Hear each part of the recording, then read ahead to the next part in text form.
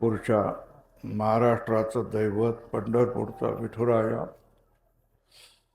त्याला नमस्कार करतोय आणि त्यांच्या प्रचारासाठी ज्यांनी स्वतःची जीवनं अर्पण केली त्या ज्ञानेश्वर महाराजापासून तुकाराम महाराज आणि त्यानंतर आजपर्यंत जेवढे म्हणून वारकरी संत झाले त्या सगळ्यांना मी नमस्कार करतोय.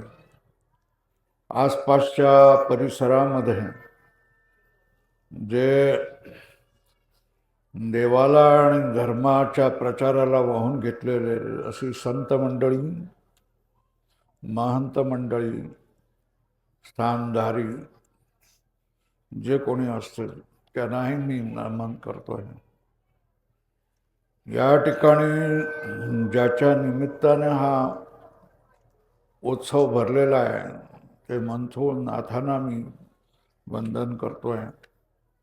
इथे जमलेले सगळे साधू संत साधक सिद्ध कीर्तनकार महाराज, वादक मंडळी, गायक मंडळी, गुणवान मंडळी, सेवेकरी, दानदाते आणि सगळे भजने या सगळ्यांना मी वंदन करतो.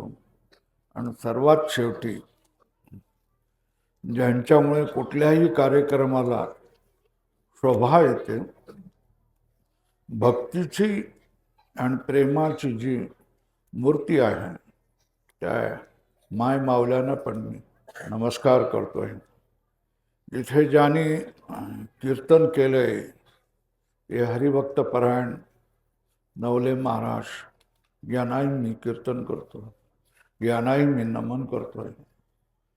बाबांनो, मी काय प्रवचन करणारा नाही आणि मी कीर्तनकारही नाही.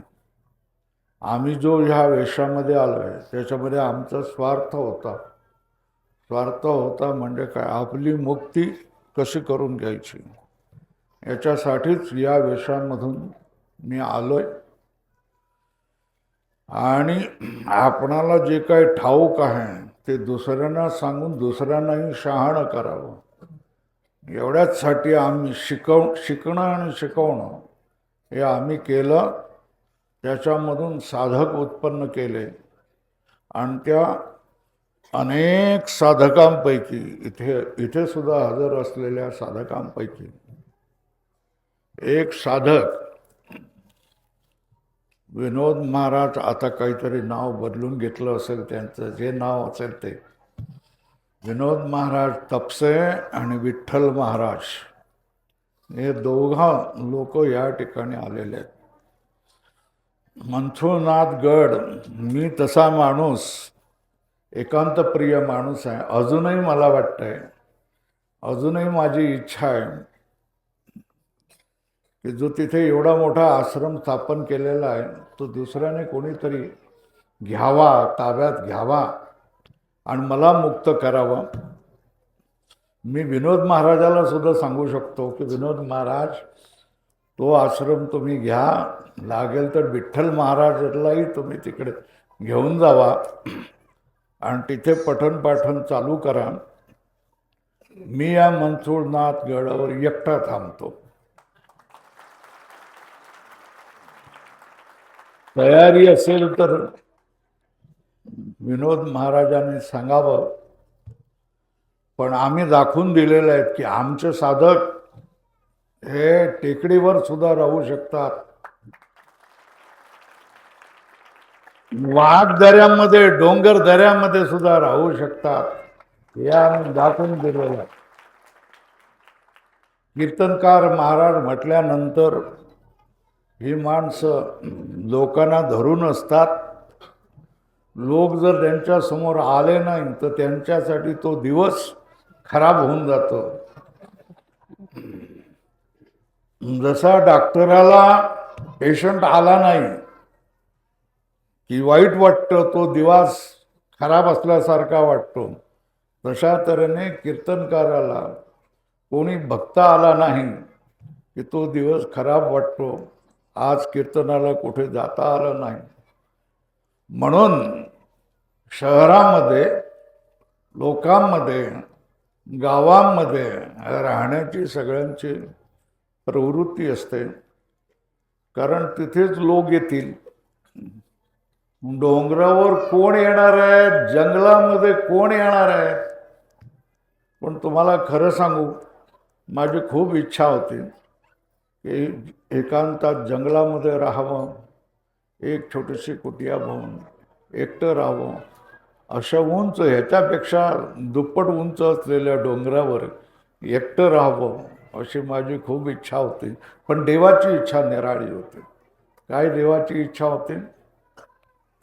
ज्ञानेश्वर माऊलींनी जे सांगितलं आहे, पुरुषार्थ सिद्धी चौथी, घेऊन या आपल्या हाती, रिगाला भक्तिपंथी जगात येतो. बाबा, माझी एवढीच इच्छा आहे. ज्ञानेश्वर महाराजांनी सांगितलेलं आहे, तुम्हा आम्हा सगळ्या साधकांना सांगितलेलं आहे. काय सांगितलेलं आहे? की तू मुक्त झालास म्हणजे त्या हिमालयामध्ये जाऊन बर्फात मरू नकोस, नाही तर गंगेत बुडून मरू नकोस. तर सरळ जिथे लोक आहेत त्या लोकांकडे जा. भक्तिपंथामध्ये रीघ म्हणजे शीघ, घुस त्याच्यामध्ये, नाही घेतलं तरी घुस, त्यांच्याबरोबर राहा. आणि तुला काय कर, हे जे तुला मोक्षाचा जे ज्ञान तुला दिलेलं आहे हे सगळ्या लोकांना लुटून दे, वाटून दे. माऊलीचा हा काय माझ्यासाठी आदेश आहे, तो मानून राहिलेला आहे. गायी पाळल्या होत्या, दुष्काळ आला म्हणून आम्ही वाघदऱ्यामध्ये आलो. वाघदऱ्यामध्ये 2-4 महिने गायी वगैरे काढल्या आणि परत पनवेलला गेलो, तिकडे कुठे विदर्भामध्ये गेलो, छावण्यामध्ये राहिलो. गायीने आम्हाला सगळीकडे फिरवून आणलं. नाना या ठिकाणी आहेत, आबा कदम, त्या कदमाने मला परत तिकडे नेलं. तिथे माझ्या आठवणीकरता पाचड्याची झोपडी बांधून ठेवली वाघदऱ्यात. त्या वाघदऱ्यामध्ये झोपडी बांधून टाकल्यानंतर मी तिकडे गेलो आठवणीकरता. तर त्या ठिकाणी ज्यांचं शिक्षण पूर्ण झालं त्या सत्यवान लाटेला, रामेश्वर दराडेला, ऋषिकेश राठोडला, आणखी अर्जुन जगताप, हे बाजेचे जसे 4 खांब असतात त्याप्रमाणे त्या लोकांना सांगितलं, कुठेतरी जाणार आहेत ना, तुमच्यात हिंमत असेल तर वाघदऱ्यामध्ये राहून दाखवा. तो आबा तुमची सगळी सेवा करेल.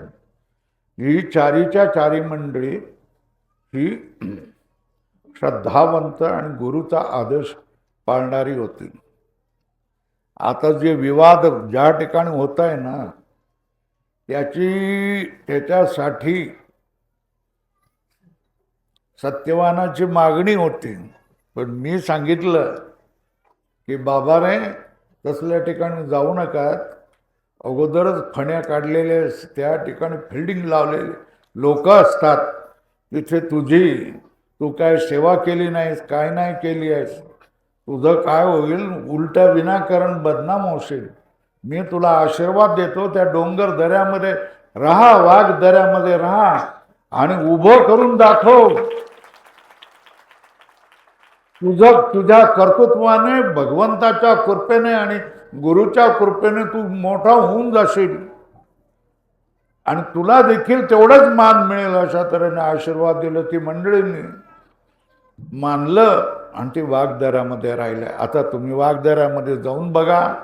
वाघदऱ्यामध्ये वाघ नाही, पण सकाळ संध्याकाळ तुम्हाला भजनाचे आवाज घुमताना दिसेल, मृदुंग वाजलेले दिसतील, हरिपाठ म्हणताना दिसतील. मोर देखील काय करतात, गाताना विठ्ठल विठ्ठल विठ्ठल म्हणतात. हरणं देखील त्या ठिकाणी विठ्ठल विठ्ठल म्हणायला लागलेली आहेत. आता ते क्षेत्र कशा त्यानं केलं, त्या दरीमध्ये त्यांनी विद्यार्थी ठेवलेले आहेत, वारकरी शिक्षण संस्था काढलेली आहे आणि त्या मुलांना शिक्षणही देतात. केवढा मोठा हॉल बांधलेला आहे.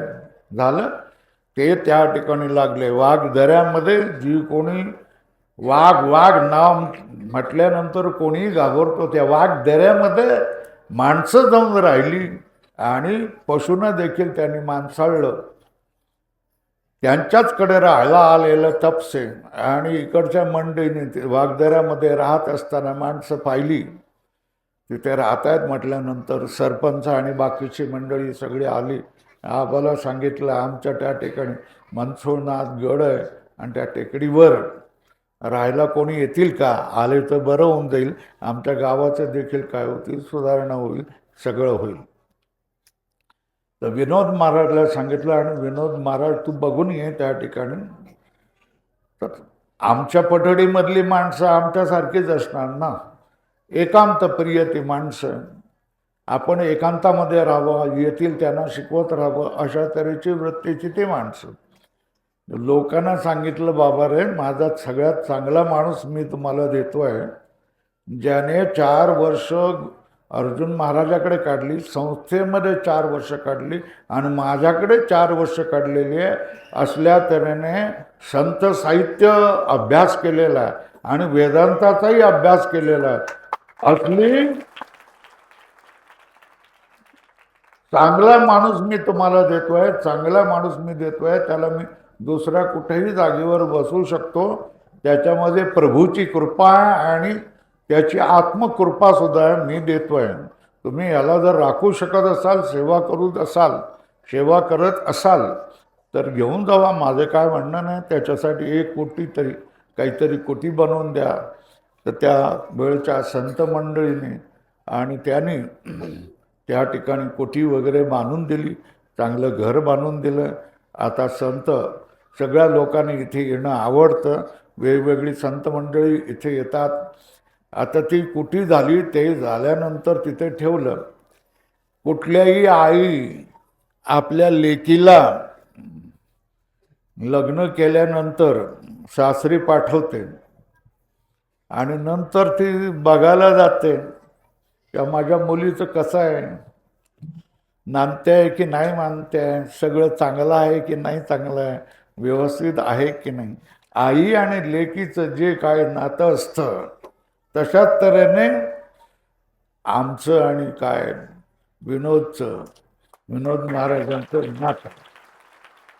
आणि विनोद महाराज या ठिकाणी राहतोय तर त्या विनोद महाराजाला काही कमी तर नाही ना, काही त्रास तर होत नाही ना, कोणी विरोधी माणसं तर विरोध करत नाहीत ना, कोणी विरोधाने फणी तर वर काढली नाही ना. ज्यावेळेला काहीच नसतं ना त्यावेळेला कोणी यायला तयार होत नाही आणि ज्यावेळेला उभं राहतं सगळं त्यावेळेला त्याच्यावर मक्तेदारी सांगायला वेगवेगळी माणसं, स्वार्थी माणसं तयार होतात. माझ्या सगळ्यांना निश्चय आहे, कशामध्येही आसक्ती करू नका. लोक जोपर्यंत तुम्हाला चांगले म्हणतात तोपर्यंत तिथे राहावा आणि लोकांनी सांगितलं की तुमची गरज नाही, तुम्ही निघून जावा, झटकन आपलं दप्तर उचला, कमंडल कंबळ उचला आणि निघून यायचं. डोंगर हे बघा, डोंगर कुठलेही कमी पडलेले नाही आहेत आणि सेवा करणारी माणसंही कमी पडलेली नाही आहेत. दोष गावकऱ्यांचा नाही आहे, दोष आमचा आहे. ती माणसं कुठलीही करा, तुम्ही काही असू देत, तो महंत कसाही असू देत, काहीही असू देत, स्वार्थी असू देत, भ्रष्टाचारी असू देत, कसंही असू देत, गावकरी माणसं त्याचे दोष पाहत नाहीत. त्याची जेवढी सेवा आहे त्याच्यावर श्रद्धा ठेवून त्याची जेवढी सेवा आहे तेवढी सेवाच करत असतात.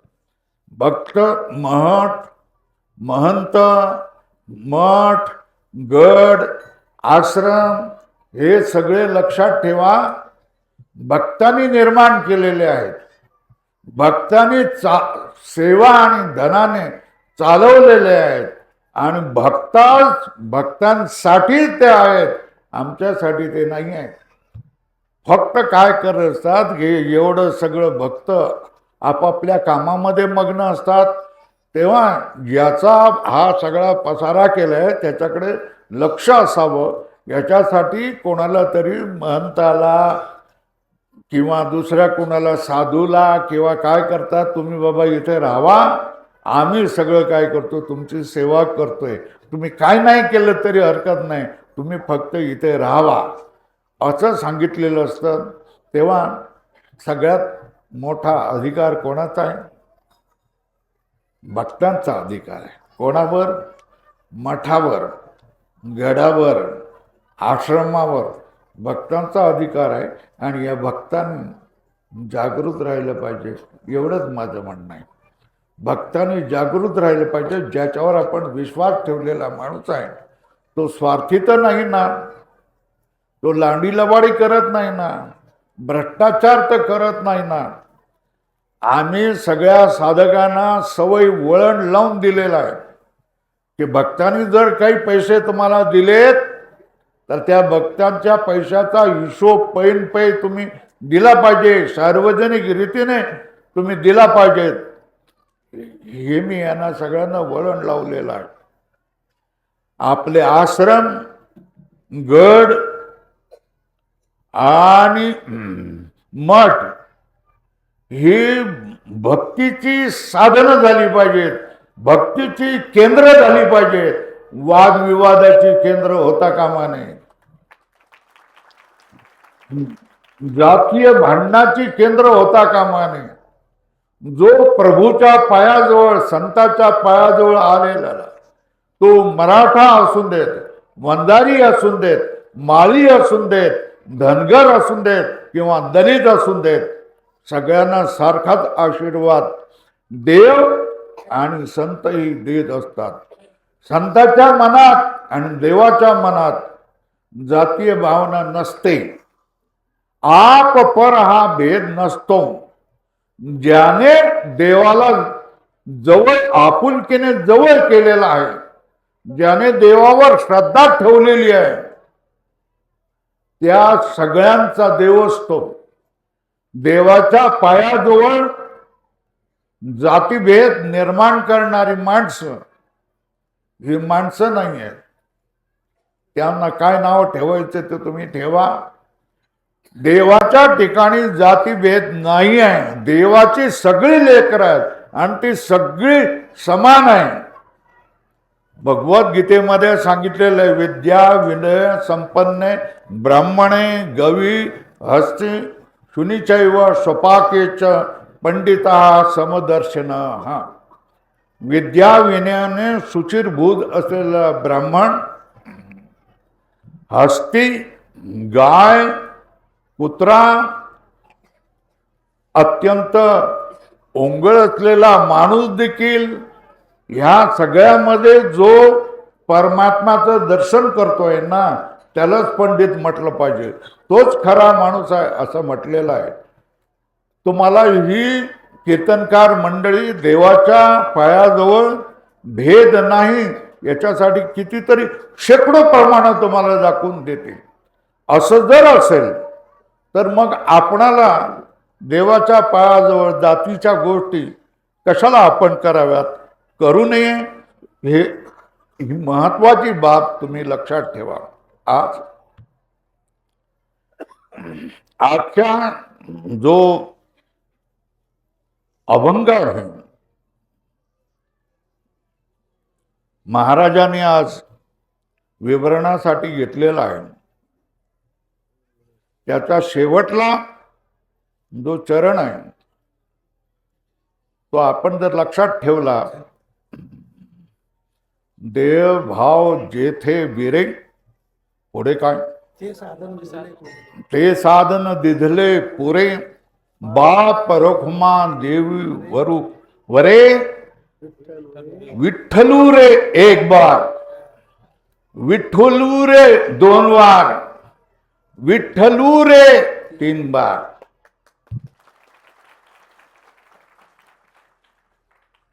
लक्षात आलं. भाव सांगतो तुम्हाला. ज्ञानेश्वर महाराज कावडी बनून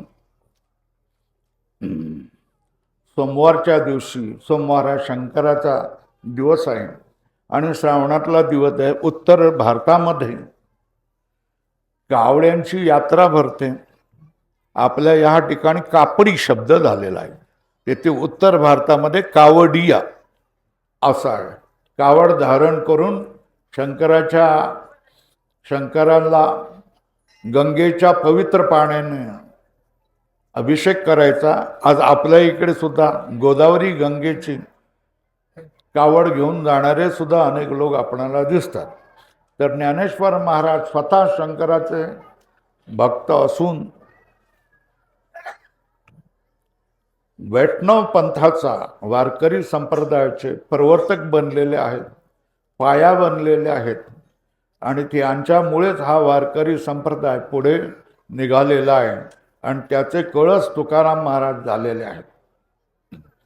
तर ते शंकराची कावड घेऊन निघालेले आहेत. पण शेवटल्या चरणामध्ये आपला अभिप्राय मात्र काय सांगतायत? देह भाव जेथे विरे ते साधन दिधले पुरे, बाप रखुमा देवी वरे, विठ्ठलू रे विठ्ठलू रे विठ्ठलू रे.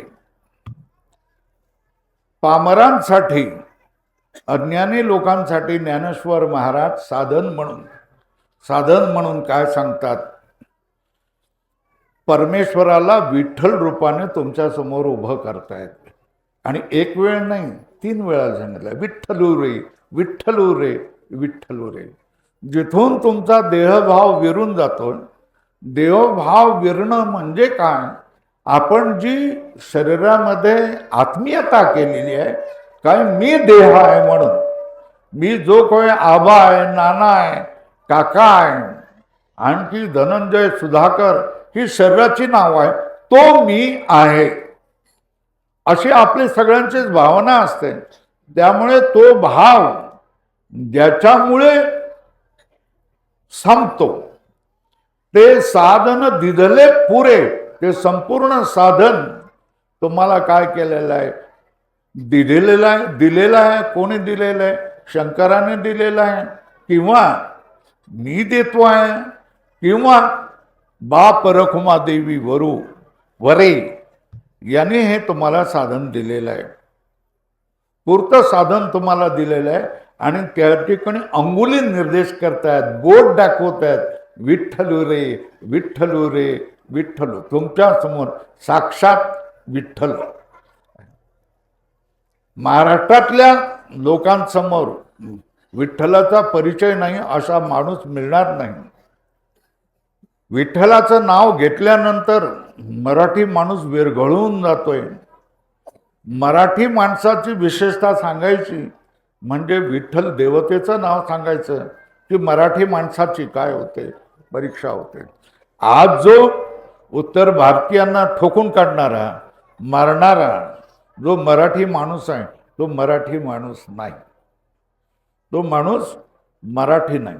मराठी माणूस जो आहे की कोणी माणसाने विठ्ठल हे नाव घेतल्यानंतर ताबडतोब त्याच्या पायाला जाऊन लागतो आणि दुसऱ्याचं पाय लागणं सुद्धा स्वीकारून घेतो. तो मराठी माणूस आहे.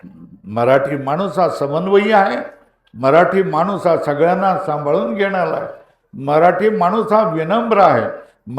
मराठी माणूस हा देवभक्त आहे. मराठी माणूस हे विठ्ठल नामाने विरघळून जाणार आहे.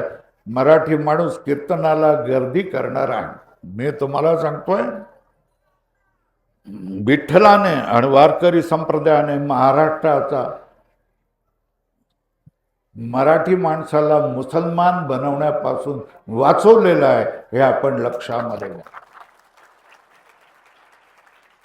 आज आपण वारकरी संतांचं जे कार्य आपण लक्षात घेतोय, आज तुम्ही इराण घ्या, इराक घ्या, सिरिया घ्या, अफगाणिस्तान घ्या, सगळ्या ठिकाणी मुसलमान माणूस मुसलमानांचेच मोडते पडतोय. हीच गोष्ट जर आपण मुसलमान झालो असतो तर इथेच काटाकाटी आणि रक्तपात झाला असता. ह्या सगळ्यापासून वाचवणारे जर कोण असतील तर हे आपले संत आहेत. या संत मंडळींनी आपला सनातन संप्रदाय वाचवलेला आहे. संत मंडळींनी आपणाला मराठी पण दिलेलं आहे, महाराष्ट्र पण दिलेला आहे, हे आपण लक्षात ठेवा. आणि या संत मंडळींनी वारकरी संप्रदायाचा या ठिकाणी प्रचार प्रसार केलेला आहे. आता मग मी तुम्हाला काय सांगणार आहे? मी तुम्हाला हेच सांगणार आहे, होय होय रे वारकरी. काय होय? वारकरी बना. काय सांगायचं? आता किती वर्ष झाले लोक सांगतात की 40 वर्ष आमच्या गावामध्ये सप्ताह चालू आहे. ठीक आहे, चांगली गोष्ट आहे. पण वारकरी किती आहेत? 10 तरी असतील की नाही? 5-6 भजने असतात, त्या भजन्यामध्ये सुद्धा मरून गेलेले असतात. गायक बंद झाला का भजनही बंद होऊन जातात. माझं तुम्हाला सांगणं, तरुण मंडळी आहेत ना, विनोद महाराजांच्या सहवासामध्ये आहे ना. आता बघा, आता मी तुम्हाला आवडणार नाही. काय मी आता जे सांगतोय ते तुम्हाला आवडणार नाही. मी सांगताच्या वेळेला तुम्ही काय करणार? कानात बोट घालून घ्याल, कान बंद करून घ्याल, मंद बंद करून घ्याल. जी विनोद महाराज जे तरुण माणसं येत आहेत, ही किती आहेत बाबांनो? किती आहेत? भरपूर. म्हणजे किती? 50-60 किती? 100 आहे. बरोबर आहे. आकडा बरोबर सांगितलं. माझ्या मनात जो होता तोच आकडा आहे. बरोबर आहे.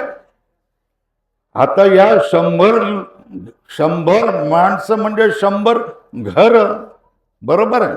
घर म्हणजे कोण असेल? आजोबा असेल, आजी असेल, आई असेल, वडील असेल, मुलगा असेल, सून असेल, मुलं असतील, मुली असतील, नातरुंड असतील, नाती असतील. एवढे असतील ना एका घरामध्ये. बरोबर आहे ना.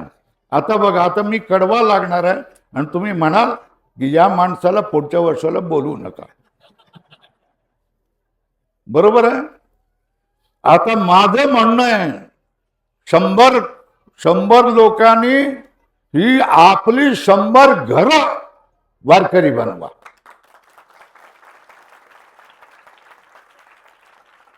एवढी क्रांती होती बघा. तुमच्या गावामध्ये किती क्रांती होती ते बघा. 100 तरुण लोकांनी आपल्या आजच्या गळ्यात माळ घाला, आजीच्या गळ्यात माळ घाला, वडिलांच्या गळ्यात माळ घाला, आईच्या गळ्यात माळ घाला, मुलाच्या गळ्यात माळ घाला, मुलीच्या गळ्यात माळ घाला, नातुंडांच्या गळ्यात माळ घाला, नातीच्या गळ्यात माळ घाला. किती माळा झाल्या एका ह्याच्यामध्ये? वरच्या 6, खालच्या 6, 12 माळा झाल्या ना. एका घरामध्ये किती झाल्या? 12 माळा झाल्या ना. मग 100 घरामध्ये किती झाल्या? 1200 माळा झाला. बरोबर आहे ना. मग या 1200 माळा आणा आणि इथे उत्साहाने एक दिवस ठरवा. आपण सगळेजण काय करू? एकत्र जेवू, आनंदाने नाचू, कुदू. 100 घरं वारकरी झाली पाहिजेत. किती झाली पाहिजे? किती झाली पाहिजे? एकूण एक, आजपासून नातू नातीपर्यंत. एवढ्याने नाही जमणार घरामध्ये. मग थोडं काय, एवढं काय मी फुकट आलो म्हणजे काय असं थोडं आहे का? मला पाकिट लागत नाही. हे खरं असलं म्हणून काय झालं, पण मी फार मोठा जड आहे माणूस. तोलणार नाही तो, मला झेपणार नाही तुम्हाला. आता सांगतो बघा, तुमचं याच्यामध्ये टाईल लावता का नाही? घराला टाईल लावता की नाही? बाथरूमालाही टाईल लावता की नाही? मग त्या कडाप्पावालाकडे एक मखर असतं की नाही? मग ती मखर आणा ना, एक घरात बसवा ना. 100 घरामध्ये किती बसली पाहिजेत? 100 मखर बसली पाहिजे. किती? 100 मखरं बसली पाहिजे. 100 मखरामध्ये मायबाप बसले पाहिजे. मायबाप म्हणजे कोण? विठ्ठल रखुमाई. मूर्त्या आणा, चांगल्या मूर्त्या आणा, तुमच्या ऐपतीप्रमाणे आणा, त्या मूर्त्या बसल्या पाहिजे. एवढं बनवून चालतं का? अजून आहे का? गाथेचा तुकारामाची गाथा घेऊन या, लाल कपड्यामध्ये बांधून. ती 300 रुपयापर्यंत मिळू शकेल. ज्ञानेश्वर माऊलीची ज्ञानेश्वरी घेऊन या, तीही 300 रुपयाची मिळून जाईल. हे दोन्ही ग्रंथ चौरंग आपल्याकडे असतात की नाही, चौरंगावर त्या मखराच्या बाजूला ठेवा. झालं. काय असलं पाहिजे? मखर असलं पाहिजे. मखरात विठोबा रखुमाई असला पाहिजे, बाजूला गाथा असली पाहिजे, बाजूला ज्ञानेश्वरी असली पाहिजे, भगवत गीता असली पाहिजे. हे आणून ठेवा. नुसतं काही करू नका, नुसतं आणून ठेवा. मग बघूया पुढे. आता काय करायचं? आता हे करा की 100 लोकांसाठी 3 बस आणा. किती? 100 घरासाठी 3 बसेस आणा. किती आणा? 100च्या 100 लोकांनी काय करायचं? दर वर्षाला पंढरपूरला जायचं. दिंडीत जमत असेल तर दिंडीत जावा. तुमच्या गावात दिंडी असेल तर सगळ्यात चांगली गोष्ट आहे. पण बाकीच्या लोकांसाठी मी सांगतो, जे अजून आंधळे बनलेले आहेत, जे अजून उदासीन बनलेले आहेत, जे अजून आळशी बनलेले आहेत, संसारामध्ये मोठा पराक्रम करतायत, मोठे मोठे गुतेदार झालेले आहेत, मोठे मोठे व्यापारी, धनवान, मोठे मोठे शेतकरी बनलेले आहेत, पण वारकरी संप्रदायाच्या गोष्टी जाणत नाही आहेत. त्यांच्यासाठी माझं सांगणं आहे की 100 लोकांसाठी, त्यांच्या सगळ्या घरातल्यासाठी 3 एसट्या आणा आणि 3 एसट्यामधून विठोबाच्या दर्शनाला जावा. तो दर्शनाचा दिवस दर वर्षाला एकच ठेवा. गर्दीच्या वेळेला नाही गेले तरी हरकत नाही. या 100 लोकांनी दर वर्षाला पंढरपूरला जायलाच पाहिजे. आणि आणखी बुद्धी झाली तर आळंदीलाही जाऊन या. 100च्या ह्याच्यामध्ये 1200 लोकांची काय केली पाहिजे? गळ्यात माळा घातल्या पाहिजेत. सकाळी नियमाने भगवंताची वाटीमध्ये थोडीशी ठेवा, नाही तर मखरामधल्या पूजा करा, गंध लावा, 10 ओव्या ज्ञानेश्वरीच्या वाचून उघडा. जमलं तर संध्याकाळला 5 अभंग म्हणा, जमले तर सकाळी काकडे म्हणा, 10-12 काकड्याचे अभंग म्हणा, जमलं तर हरिपाठ म्हणा. स्वामी आम्हाला हे येत नाही. मग तपसे बाबाला इथे आणून कशाला बसवलंय? विनोद महाराजाला कशाला बसवलेला? विनोद महाराज हे तुम्हाला सगळ्यांना शिकवून देईल की हरिपाठ कसा म्हणायचा.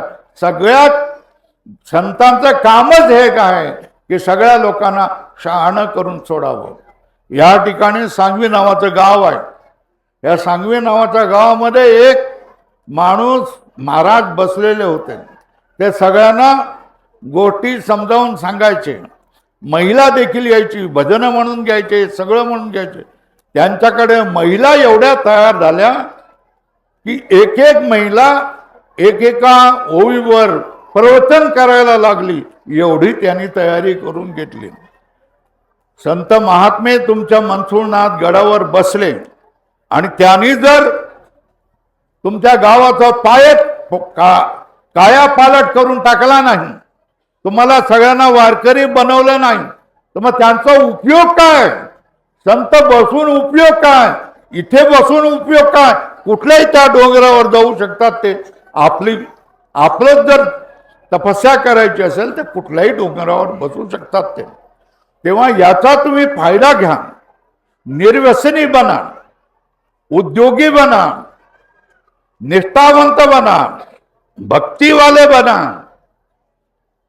स्वतःच्या घरामध्ये कलह करू नका, भांडू नका. सासू आणि सासऱ्याची आई वडिलाप्रमाणे सेवा करा. मुलाने आई वडिलांची आई वडील म्हणून सेवा करा. मुलांची नावं पवित्र नद्यांची नावं द्या. म्हणजे कशी? गंगा, यमुना, कावेरी, नर्मदा ही आपल्या मुलींची नावं द्या. उलटी सुलटी नावं देऊ नका. मुलांची नावं रामचंद्र, श्रीहरी, कृष्ण हे तुम्हाला का आवडत नाही मला समजत नाही. आपल्या नातवांची मुलं, नातवांची नावं, मुलांची नावं तुम्ही देवाची नावं का ठेवत नाही? रामचंद्र हे नाव काय वाईट आहे म्हणून मला सांगून द्या. एक नग आम्हाला मिळाला की त्याच्या आजोबाने आजीने विठ्ठल हे नाव ठेवलं. शाळेत घालताना त्याच्या आईने त्याचं नाव ठेवलं अक्षय. काय नाव ठेवलं? म्हणजे विठ्ठल हे नाव तुम्हाला का आवडत नाही? पाऊस आलेला आहे, थांबूया. आपल्या मुलांची नावं तीर्थावर, नद्यावर अशा ठेवून द्या आणि पक्के वारकरी बना. पाऊस आलं, आता तुम्ही थांबवा, लोकांना जेवायचं आहे. तेव्हा मी जेवतो, जेवूया आपण सगळेजण. आता हिशोब द्यायचंय, ते हिशोब द्यायचं काम विनोद महाराज करतील. करा.